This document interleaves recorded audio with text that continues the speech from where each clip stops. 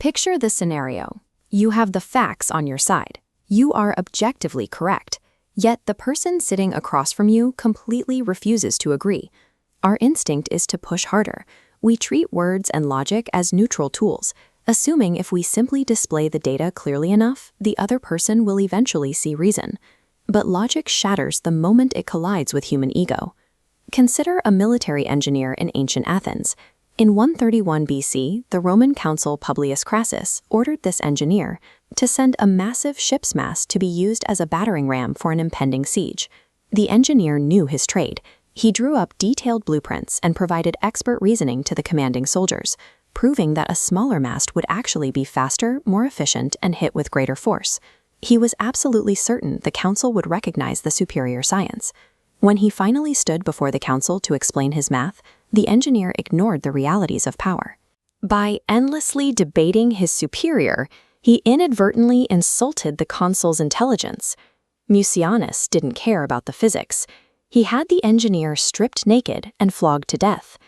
Handing unvarnished logic to a person in power is rarely received as a helpful favor. It is almost always perceived as an attack on their authority. When you argue, you put the other person on the defensive, making the verbal debate a trap you dig for yourself.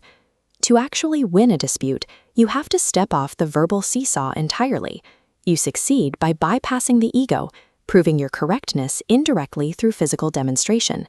In 1502, Florence's mayor examined Michelangelo's David from the ground, complaining the nose was too big. Knowing the mayor lacked proper perspective, Michelangelo silently invited him up the scaffold. Pretending to chisel the nose, he let marble dust fall. "Look at it now," the artist said. The mayor proudly declared the sculpture had come alive. Michelangelo hadn't altered a single millimeter of the stone. By changing the physical angle and giving the mayor the illusion of control, he saved his work without bruising his patron's pride. A similar dynamic played out in late 17th century England. The brilliant architect Sir Christopher Wren designed a magnificent town hall for Westminster, but the local mayor grew terrified that the heavy second floor would crash down onto his office below. He demanded Wren build 2 stone pillars for extra support. As an engineer, Wren knew the design was perfectly sound and the pillars were entirely useless. He agreed to build them anyway. Years later, workmen on high scaffolding noticed a curious detail. Wren's stone columns stopped a fraction of an inch short of the ceiling. Both masters secured their desired outcomes by recognizing the true nature of the dispute. They didn't debate the math or the aesthetics. They addressed the underlying emotional insecurity of their superiors through physical, undeniable action. Sometimes a demonstration goes beyond visual tricks.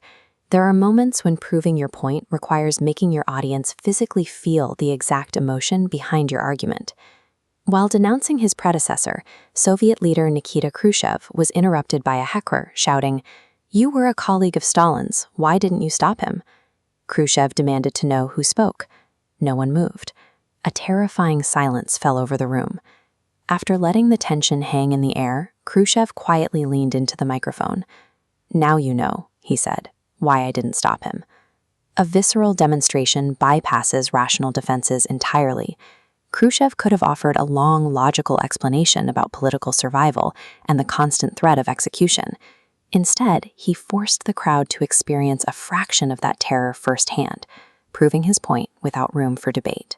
The rule derived from these historical encounters is clear. When you have the truth on your side, you should avoid verbal arguments altogether.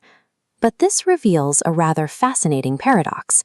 If truth is best served by silent action, then the only time you want to employ aggressive verbal debate is when you are practicing deception. The legendary con artist Victor Lustig once sold a fake money printing box to an Oklahoma sheriff for $10,000.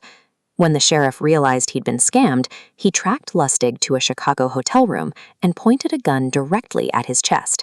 Facing a loaded barrel, Lustig didn't beg for his life or try to run. He leaned into a circular argument. He told the sheriff he must be operating the machine incorrectly, releasing a dizzying flood of technical jargon about the box's inner workings. The argument went in circles until the barrel of the gun was gently lowered. Lustig's absolute emotional certainty and complex vocabulary made the sheriff doubt his own reality.